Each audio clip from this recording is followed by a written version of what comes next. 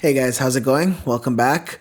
Tonight I'm talking about the Legion 7. I'm not going to be doing a full review on it. I've only recently started using it hardcore. I'm putting away my personal GE67 so I can focus exclusively on just using the Legion for probably like the next 2 to 3 weeks. And then I'll give you some long-term impressions, aka pretty much a full review.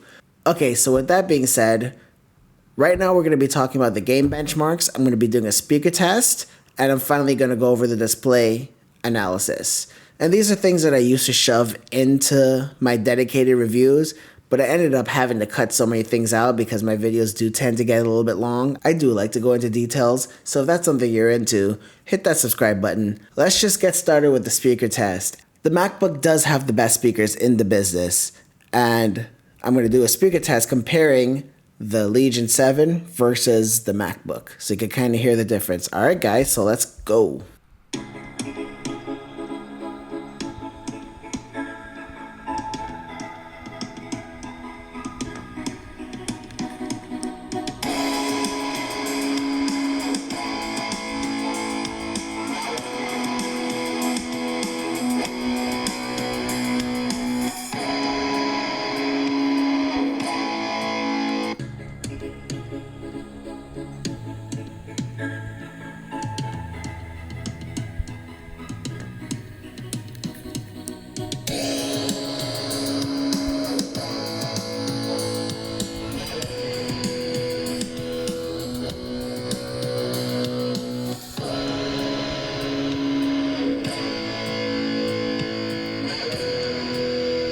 Based off of memory, I'm going to say that this is one of the best laptop speakers I've heard this year. I think some of the stuff from Asus might have been a little bit different, but unfortunately I don't have those laptops with me to compare them side by side.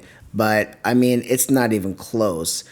In terms of the sound signature, you can actually hear the bass. It's really present on the MacBook Pro.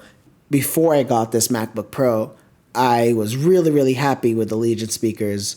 But you know what? At the end of the day, the MacBook and the Legion are two completely different laptops. I kind of don't like comparing the speakers because there's a lot more room inside the MacBook. These gaming laptops, there is not an ounce of wasted space. A lot of it goes towards either the battery or the cooling, or many times both.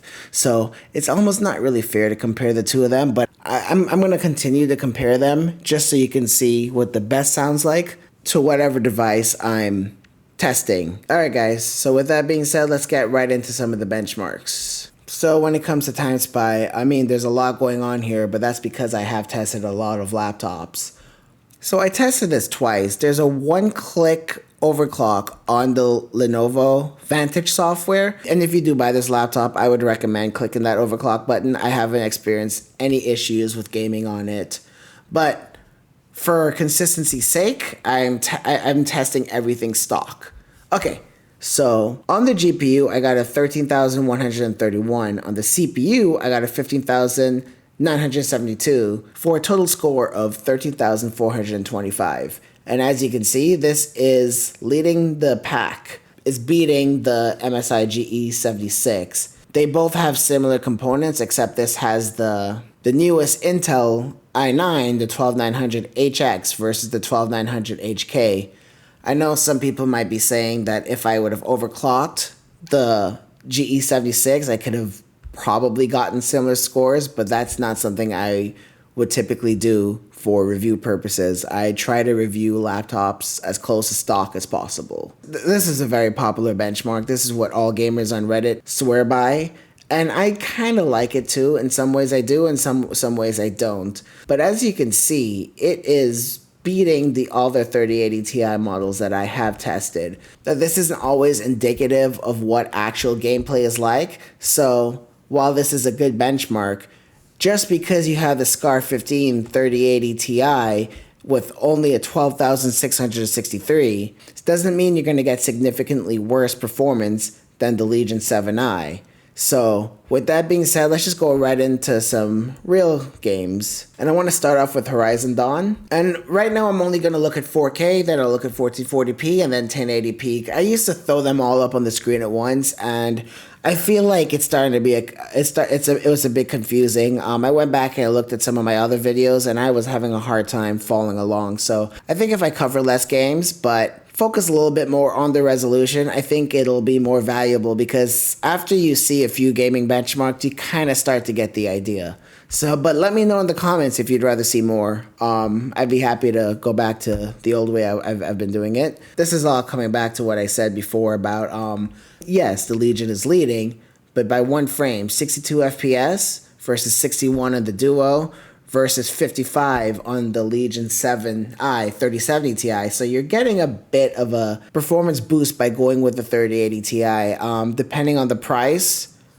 I'm not sure if it'll be worth that premium, but typically the way it goes right now is the 3080 Ti laptops are selling for significantly more than the 3070 Ti. So that'll kind of be up to you if the performance difference is worth it. All right, so let's look at 1440p.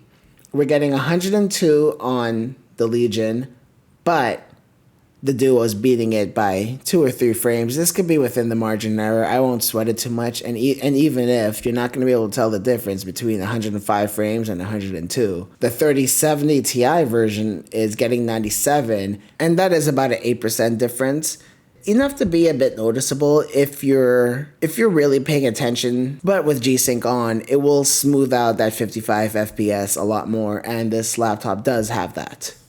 Alright, so now let's look at Guardians of the Galaxy.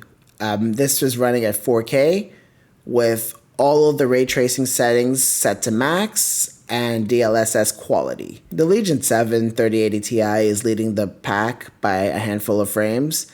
And if you look at the Legion 7i, you're getting 52 FPS. And at 1440p, you're getting 91 versus 97. That is more of a significant difference. Potentially noticeable, but not too much. I wouldn't sweat it too much. If you have the 3070 Ti model, I don't think you need to go crazy about getting those extra frames. But if you do have it, it's nice. And at 1080p, you're not really seeing much of a difference, and that's what I'm starting to notice about the new 12900HX chip. In terms of gaming, you're not really seeing much of a difference in terms of real world performance.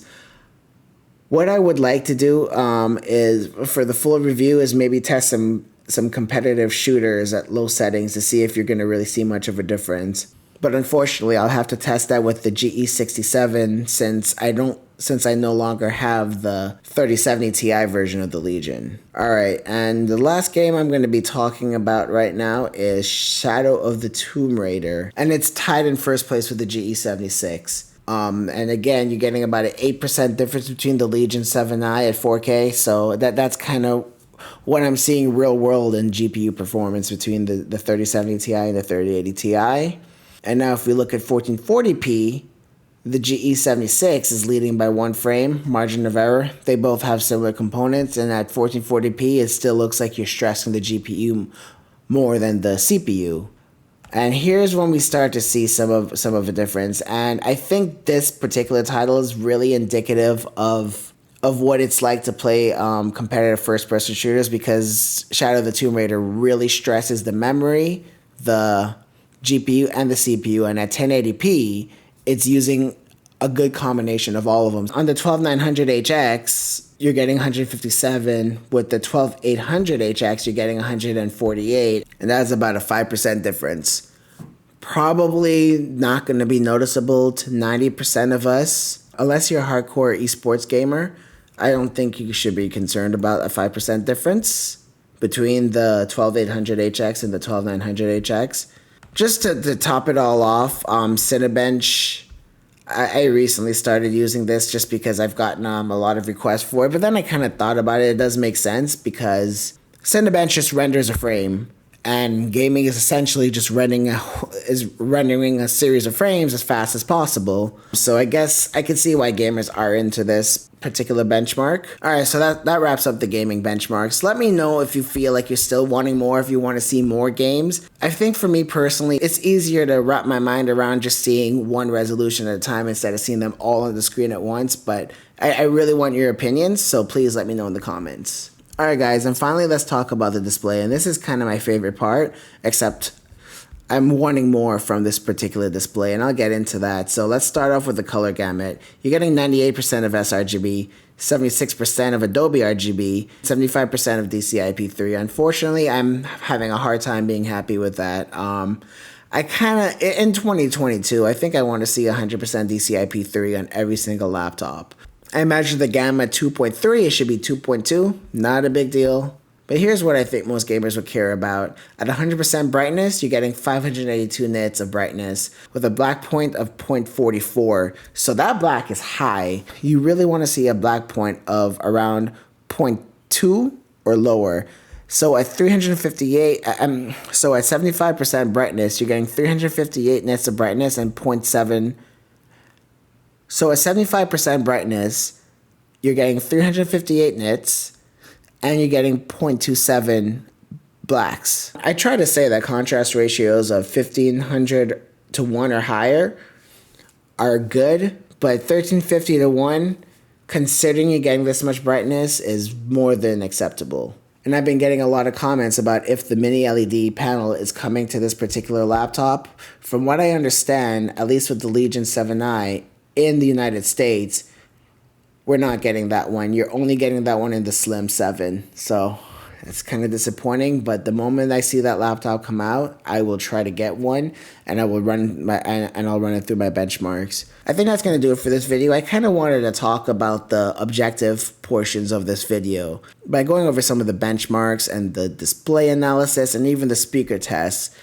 I would say, so coming back to the speaker test, the MacBook Pro is objectively better than the Legion, and the Legion is objectively better than pretty much every other gaming laptop that I've used this year based off of memory, so don't really hold me to that.